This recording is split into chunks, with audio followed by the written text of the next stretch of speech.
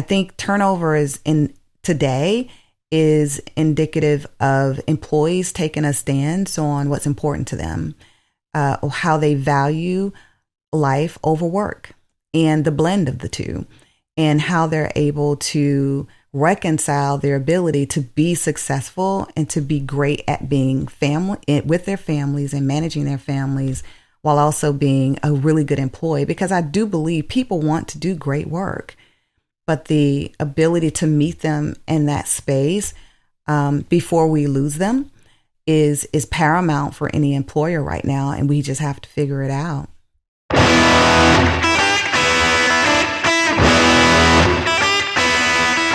Welcome to Real Leadership, the podcast that cuts through the noise to focus on leaders who make, move, and process things in the real economy. Together, we'll discover the strategies and hard-earned lessons from pragmatic, gutsy leaders who operate in a world that is more steak than it is sizzle.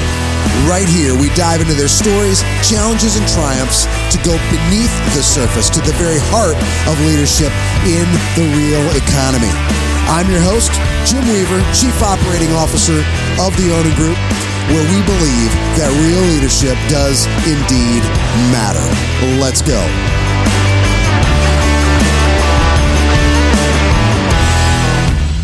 Understanding your labor market is crucial for successful recruitment. Onan Staffing's Recruitment Strategy Guide provides insights specific to your geographic location and the positions you're hiring for. Our Recruitment Strategy Guide delivers a clear snapshot of your labor market and actionable intel to tackle market-specific challenges. With Onan's expertise, we help you navigate and win in your competitive landscape. Empower your recruiting process with the insights you need. Learn more about Onan's Recruitment Strategy Guide at onanstaffing.com/strategy.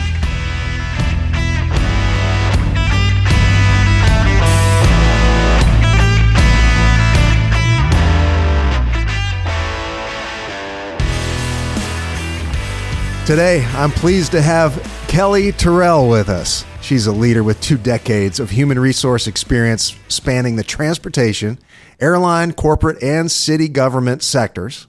Currently, Kellye serves as an HR executive with a renowned institution that has educated thousands of innovative leaders in business, tech, design, engineering, and the sciences. That institution is Georgia Tech. Kellye is an Atlanta native and a Georgia State alumni with a passion for community service. And in addition to her day gig, she was the founder of the Atlanta Initiative for Young Men and is currently a board member of the Atlanta Fulton County Recreational Authority. Welcome, Kellye. Thank you for having me. Yeah, good to have you. All right, so Georgia Tech is, that's a big-time university known as a top university. I'd like to dig into that a little deeper, and if you would, as an insider, explain the landscape of the university system and Georgia Tech's special place in that. What's Georgia Tech's niche? Well, first off, again, thank you so much for having me. I am excited to be able to talk to you today and share a little bit about Georgia Tech and my experience. I will say for Georgia Tech, it sits in the heart of Atlanta, Georgia. Downtown Atlanta, very close to the west side. Georgia Tech is a part of the University System of Georgia, which, of course, you have a number of other institutions that are a part of it, but we're right here in Atlanta. And what makes Georgia Tech special is the fact that we are a very much renowned college, university, institute that provides phenomenal research that contributes to billions of dollars of income to Georgia's revenue. And what I will say is the people and most importantly, the students are extremely bright. There are a myriad of initiatives and projects that these students partake in that really impact how we live and how we work. Georgia Tech definitely has a mission for progress and development.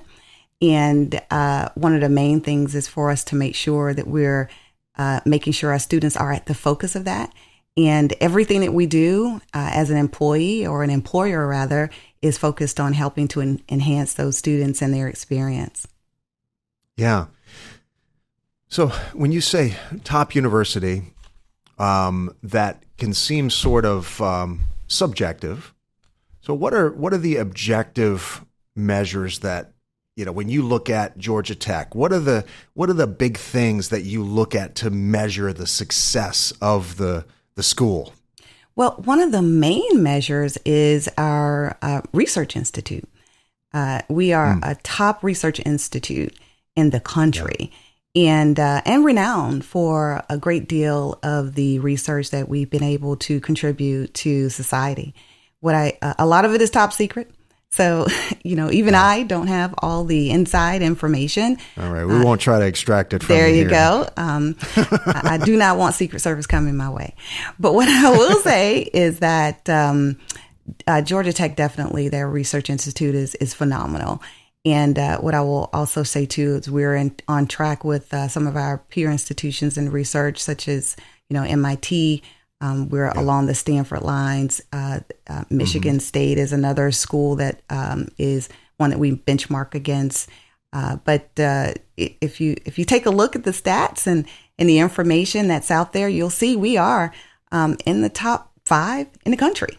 So Georgia Tech is a leader. We are a leader and very proud of it. We have faculty who are committed to our students. They take pride in what they do and how they contribute to the students' education and growth. And one of the main focuses is, I also wanted to mention too, is our purpose is to develop leaders. We're also situated to advance technology and improve the human condition. So everything we do coincides with making sure that the students are at the center, but also with that focus in mind. They're at the center so that they can in turn impact the world. Absolutely. Absolutely. Yeah, that's beautiful. Go forth and progress. You're also a major employer. Mm-hmm. How many employees are there at Georgia Tech? We have, a ballpark? Yeah, a little over 14,000. 14,000. Mm-hmm. That is moving the economy. How do those broad categories of employee kind of break down? I don't know that people think a lot about what a major employer these universities are. So how does it, 14,000 people, how does that break down? Sure. So we have staff, we have affiliates, which those who come in and they help teach some of our students. And we also have student employees, which are not altogether included in that 14,000 number, and faculty. That's our staffing mix. Yeah. So you've got facilities management. You've got teaching folks that are teaching. You have administrative folks. You have IT. Mm-hmm. It's a full on major operation. You spent 7 years with Southwest Airlines, and then you became HR manager for the city of Atlanta, and now you're in Georgia Tech. It's it's from the outside, it would seem like 3 very different types of organizations. What did you find to be the biggest differences between those 3 sectors in your experience? So, I did start at UPS. And so that's, where I kicked off my career while I was in college. And then I went to AirTran Airways, and then the Southwest, and then to the city. But all of those industries were so very different. And I will say that the industry of UPS is one that's very unique. But I learned so much there from the perspective of just business and HR. The Southwest Airlines, AirTran, that was a phenomenal experience only because I'd never been in an airline industry, and I always said I never wanted to work for one. And then I went to work for one. It was, two, right? Two, as a matter of fact. Well, Southwest bought AirTran. So, we transitioned on over, but I said I would never work for an airline. And then I ended up working for one. It's one of the most fun jobs I ever had because you were able to meet people all over the country. And also, you could fly anywhere, and it was for free. Yeah. Yeah, it's interesting with Southwest. they used to really differentiate themselves as the fun airline. And I think they probably still was that I don't know that that's the case now. I'm not sure. Doesn't seem like it when I fly with them. But that was still the culture back then, right? Yeah. And it hadn't been too long ago, since I was there, but I will say that yes, it was fun. That it's a part of their culture for you to have fun, and they take that fun and that attitude to their employees and to their customers. And so it is one that's lived. It's not anything that you see and you don't believe it. They make a big deal out of new hires. If you go to the corporate office and you see new hires, they make a big deal out of new hires. So you get to experience the same kind of excitement and engagement on the airplane that you see it on campus and in their airport facilities. An employee would have to experience it off the plane to bring it to the plane. That's the only way. There you go. Right? There you go. So I think that, an airline, that would be a real serious business. It's very serious. So how did Southwest balance the seriousness of what they do with being able to have fun to some that might seem a little contradictory? No, I think it's not. What I think they mastered is the ability to create a culture that blended the two. And so very serious about making a profit, very, very smart people that work at Southwest Airlines in leadership. They were also serious about culture and making sure that leadership came from your place of wanting to lead and that you had a heart for it and understood your expectations for that. But not only were leaders expected to have expectations as leaders, but as an employee, you had expectations as well. So there were leader expectations, employee expectations, and they were fluid throughout your employee life cycle.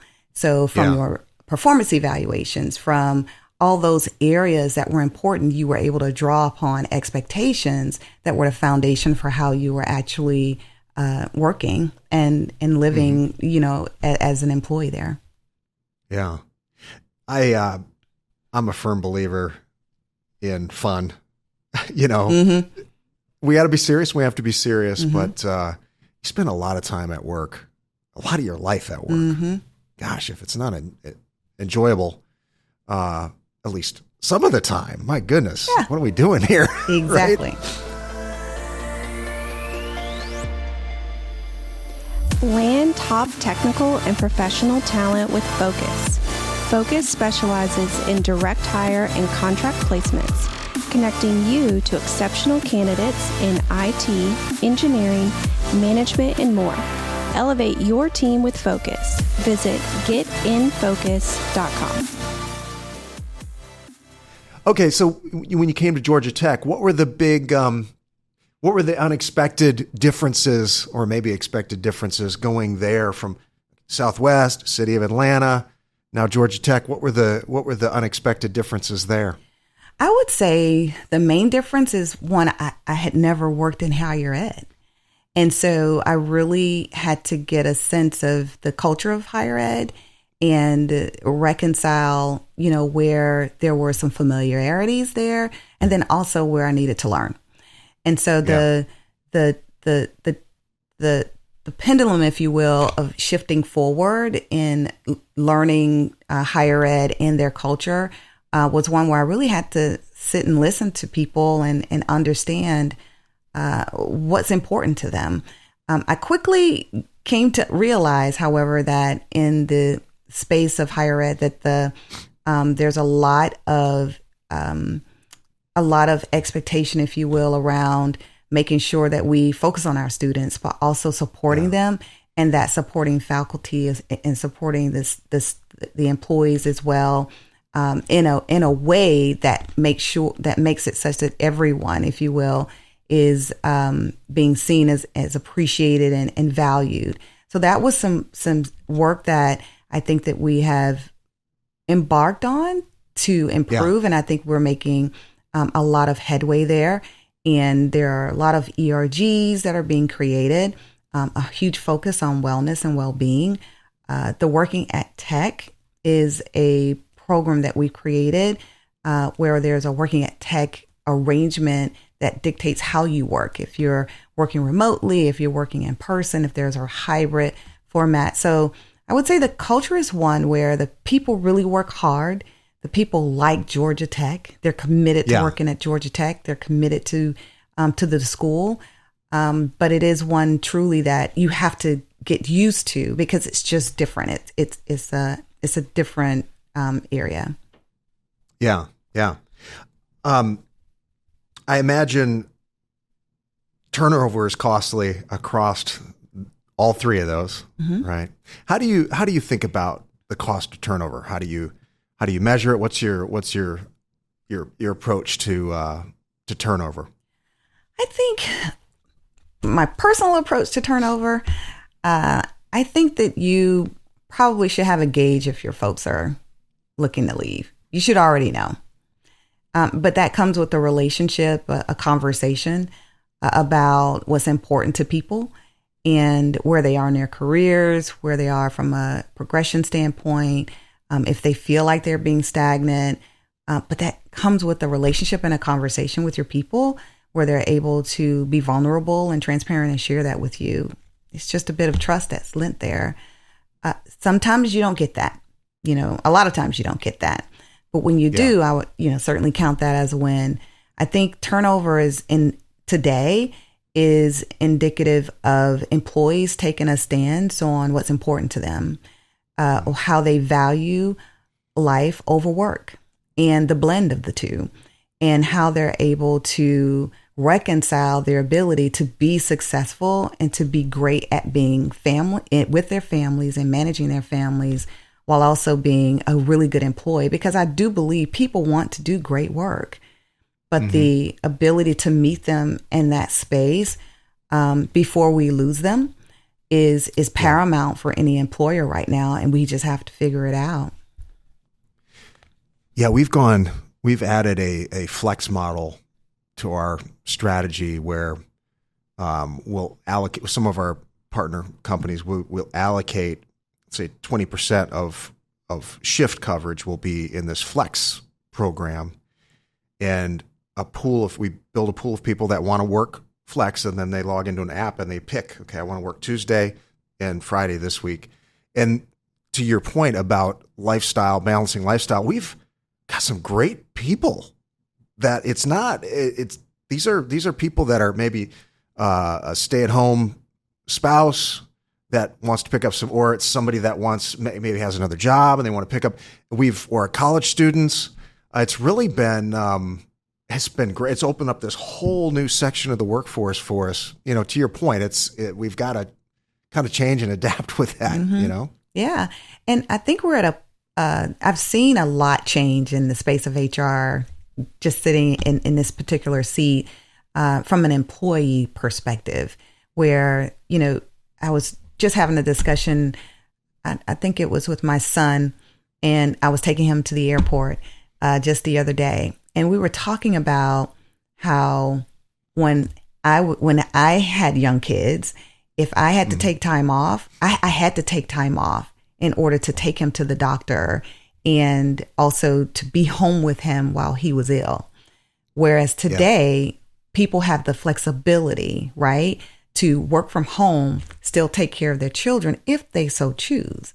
The flexibility in that allowed for people to feel better about being available to their families, while at the same time being able to fulfill a commitment to their work if they so choose to do that. So that option with this whole flexible work style, if you will, has been a game changer. And to take it a step further, I even share with him, if I would have had to take a day off, right? A full day off to see about you.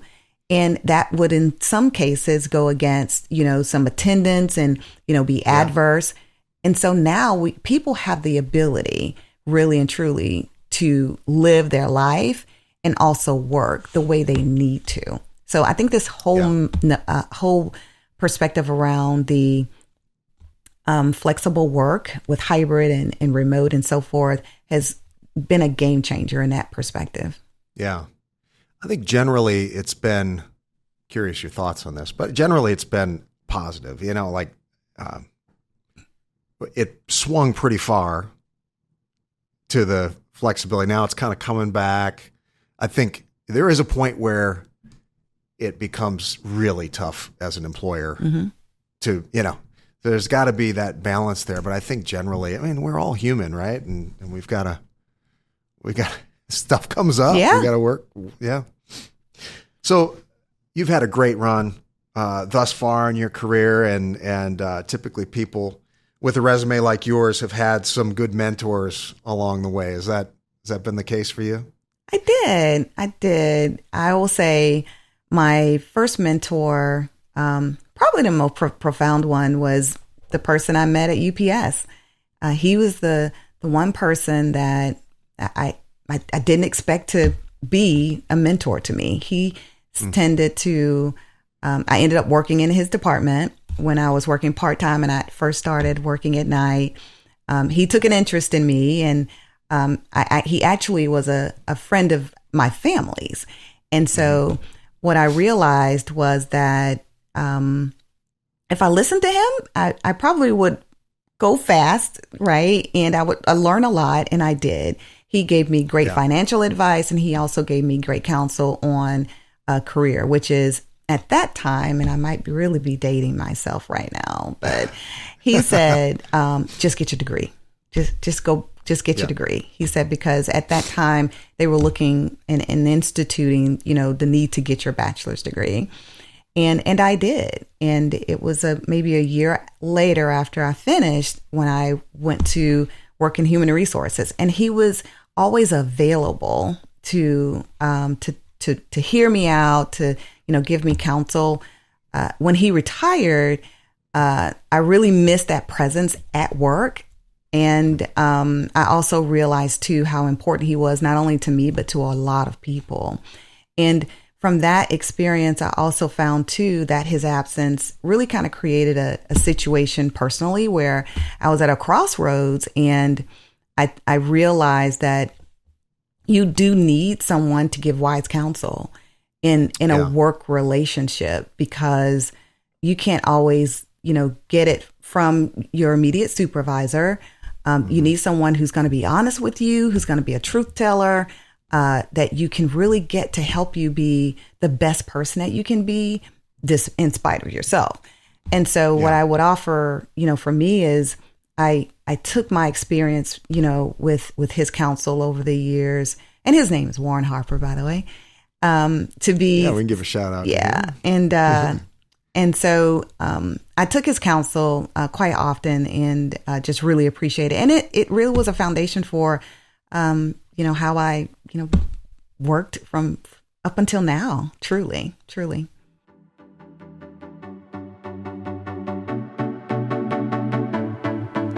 Accomplishing diversity, equality, and inclusion directives can be challenging. Excelsior Staffing, a certified MBE providing staffing solutions for light industrial sectors, has been helping companies like yours find success since 2007. Strengthen your diverse team with Excelsior. ExcelsiorStaffing.com.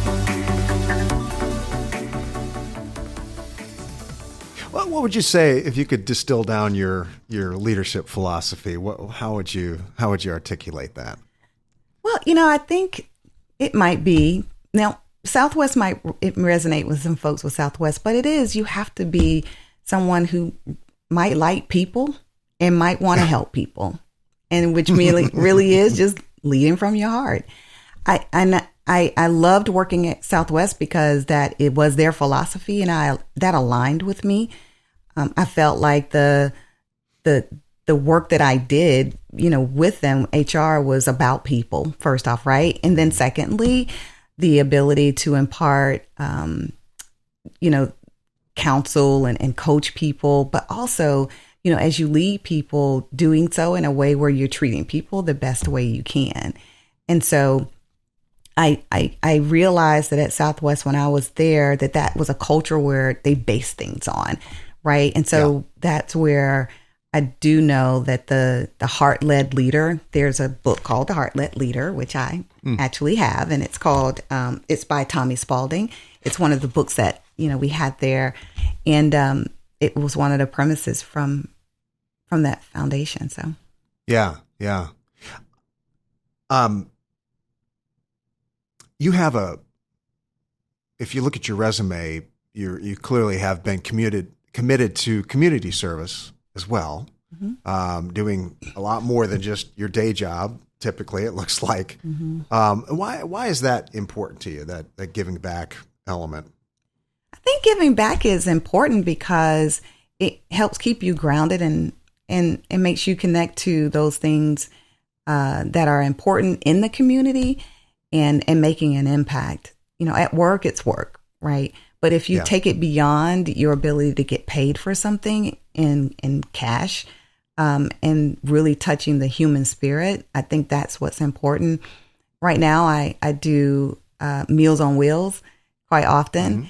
And that's actually been, something that my husband has joined me on, and we make it our Saturday, get up, go do Meals on Wheels, go have breakfast.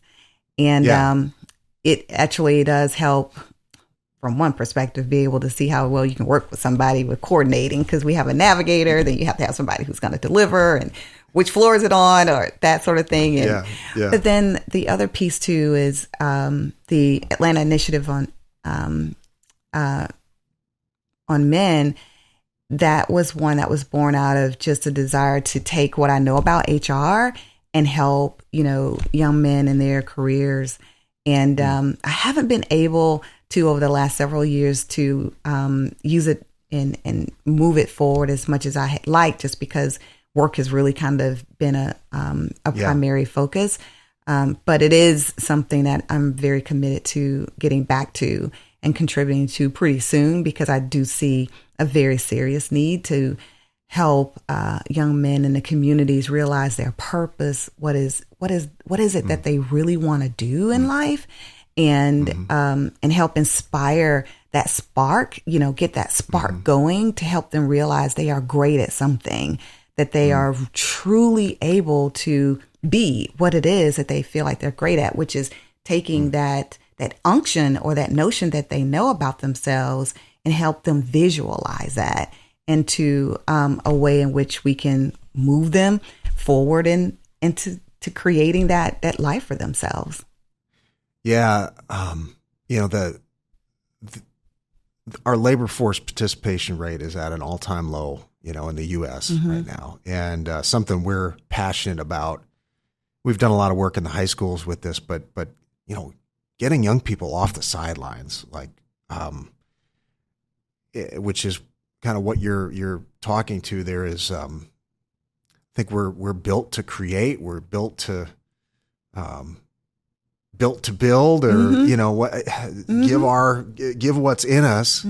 I think it's part of us that dies when we don't do that. So what do you think it is going to take, or what do you think it takes to get folks off the sidelines to be able to, what do you think that's going to take? And you can talk in the micro or the macro. I mean, it's a big question, right? Yeah. But, what do you think? I think, when I started the Atlanta Initiative for Young Men, my big vision for it was for there to be this partnership with someone who had a passion for trying to help kids and building that with business. And so Southwest actually allowed me to do a career week there.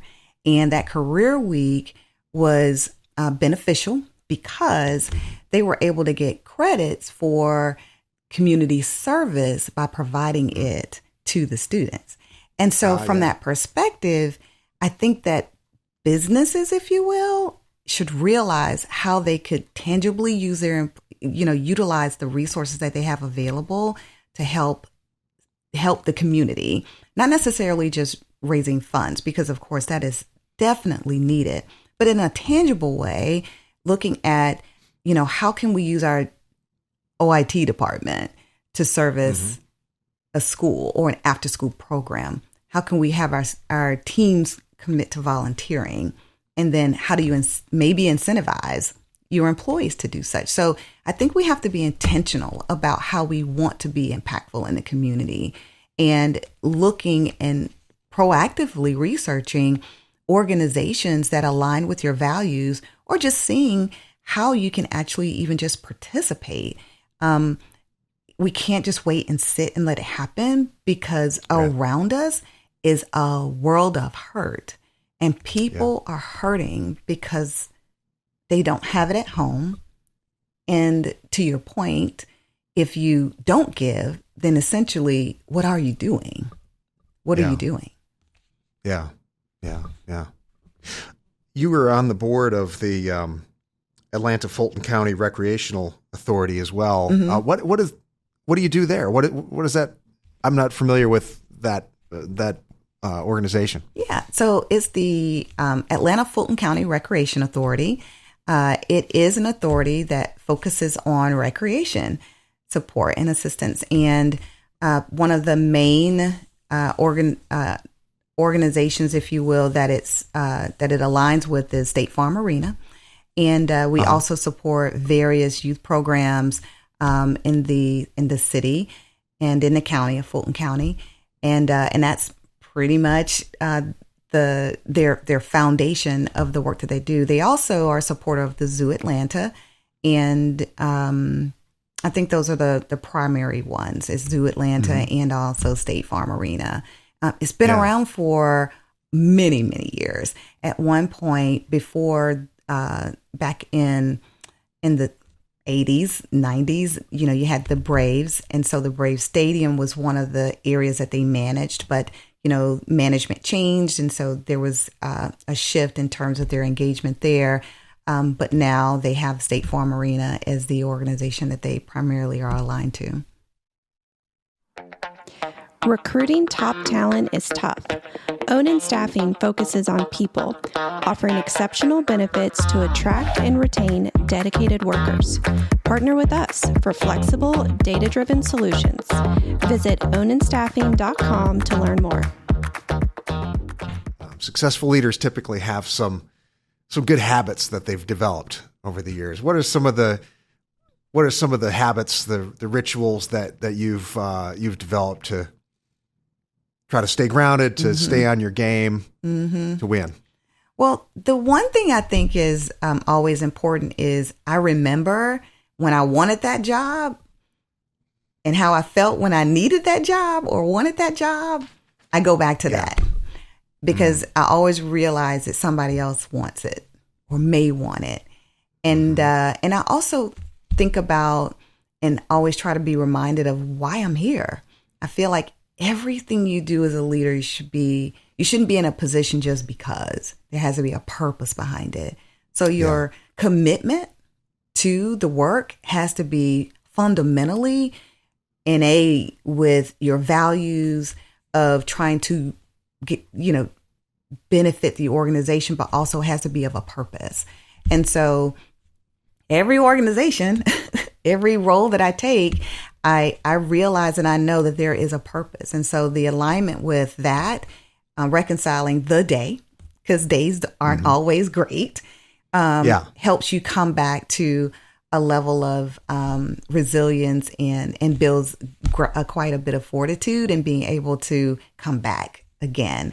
The other piece is just making sure that you remember that this is just the day. Like, we're all human. You're not going to get it right every day. So you have to offer a measure of forgiveness for yourself in leadership. Yeah. You're not going to always get it right. Everybody's not going to like you, but you also have to make sure you've got a cheer corner to help make sure that you are feeling good about yourself in order for you to be able to step in and lead like you need to. And the other piece too is to have fun. Always crack a smile. I find that if you're trying to make somebody else's day better, it helps you in your day. So I do offer a measure of trying to practice, how can I do something for someone else, especially when I'm not feeling my best.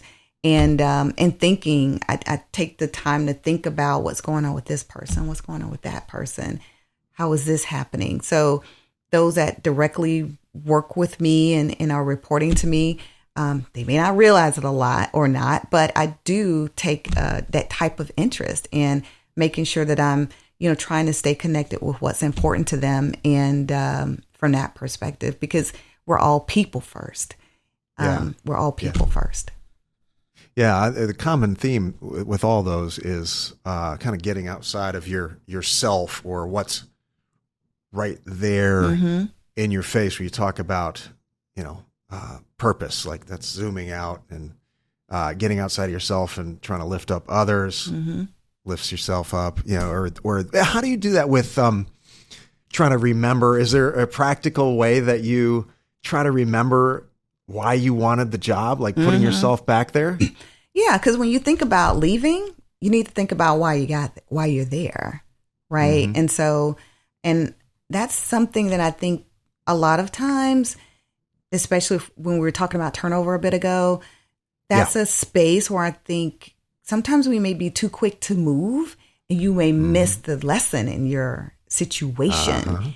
And so, and I think I had a learning from that, from an experience. And I think, and that's one of the major, I always said after that I will never make a move until I know I'm supposed to. So I always seek guidance. I ask the Lord, hey, help me with this situation. What is my reason for being here? Help me understand what I do and how you've made me and how, the experience that I have can be beneficial here. And I don't move until I'm told to. So it's helped me in my career since, and I don't move until I'm supposed to. So I offer that for people who are young and trying to get somewhere quick. I've had to have this conversation with my son. Like, you've only been at your job for a year and a half. There's so much for you to know and learn. Be patient with yourself. There's an ebb and flow in work, but you have to figure out your lesson. So what's your lesson? What's your purpose? What are you trying to do?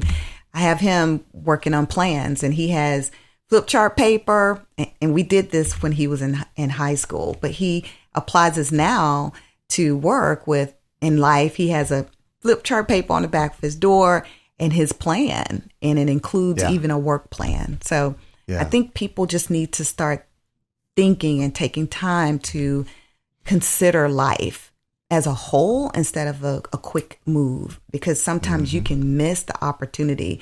If you make a mess, you still have an opportunity to make great work and to recover. But you have to give yourself to the opportunity to be resilient. I found if there's a lesson that I need to learn and I pull the ripcord instead of learning it, guess what? It's going to come 6 months from now. I'm going to be in another situation where I got to learn that lesson. So might as well get it right now, right? Exactly. Well, hey, it's been great talking with you. So if folks are interested in finding out more about working at Georgia Tech, where would you direct them?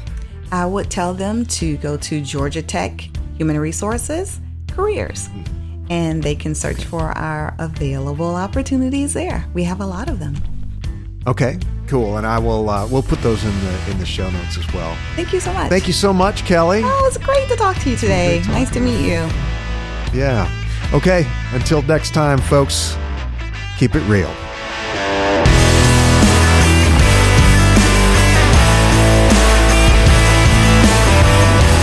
Thank you for listening. This podcast was powered by Onin, a family of staffing companies providing real staffing solutions to manufacturing, logistics, and food processing companies across the United States of America. To get in touch or learn more about partnering with an Onin Group company, visit us at www.oningroup.com. Thanks for tuning in. Until next time.